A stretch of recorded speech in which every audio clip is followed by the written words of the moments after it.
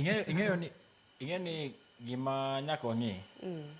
This National Infrastructure Fund en gimoro monego bed ni ikelo ne jopiny tikawo pachgi.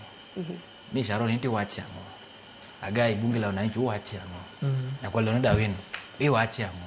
Tidhi dala ka jatipenyo Leon Dawino dawo ni tidi wache ang'o? Lakini mano gima nyaka otim. Ineno. Wanyu achiwa to no gazette no matter. National Infrastructure Fund. Good, we have constitutional funds. Manaki mentioned we have contingency fund, we have constitutional fund, coalition fund. Maui humanity. Mobedo entrench the constitution. Kuro infrastructure fund ni.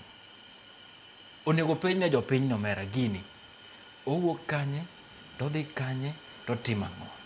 Anyalo bedo ni anang'eyo. But okay, pesa dana uona as a person. Jimang'eny, Kenyans as a whole will contribute to it. Onego bed ni sirikal kawo step mar timo proper public participation and civic engagement on this issue. Maber. Kech kata kanya wadhi kama eka benwa ido Hustler Fund. Nobody was consulted. Then kwa gikucha to ido akoro gine mana hotel mera. Majan to sekete iye kacha. Pi koro sa ingo mogo. Koro amadho mana nyuka. Koro pesa ni okwacha ngi marach. En achiel kuom mabeyo, paro mabeyo manyo ker nigo. Lakini okela na piny kacha jowinja ni jopiny to wache ang'o. Iwinjo maber.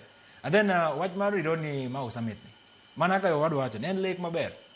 But okwanya chako pamone kapok waneno gimoro. To kara mana lek mamoko mabende nosingo yaro nderni mopogore opogore inyalo paro e kinde nyasi mano mar jamhuri. Nitiere nderni mabende ibro bede ka igolo. Ibro yari. Nowacho SGR idwa gergi. But now you see nyakwa miye time mwane ka ochak tim gimore ground. Dong bipani iwacho ni magi blueprint mago mage higa ni makikoro to na wacho ni wapamone. Pamoro abro pamone lakini ok sani.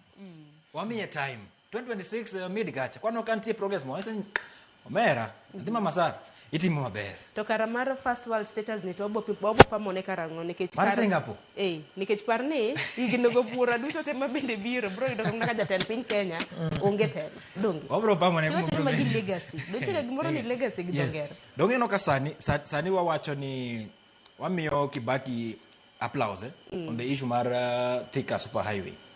To kwa donje express wacho ni nyakwa wod jomo nyotimo maber. Koro ka ker Ruto bro implement gik mowacho gi. Mokel road expansions go. Moket that SGR mawuok na ginene madon nyaka Malabacha. Kata koro onge. To jopiny nitie bro neno. To history bro wacho ni gigi kane pok Ruto bedetelo. Gigi ne onge. Ma gigi te wamiyo puoch pakne ne ker manientie telo. Koro manaki wacho no nitie gik miluongo legacy projects. Legacy projects ibro implement to chances are ni by the time ibro chako tikodi you will not be in power. Inyober.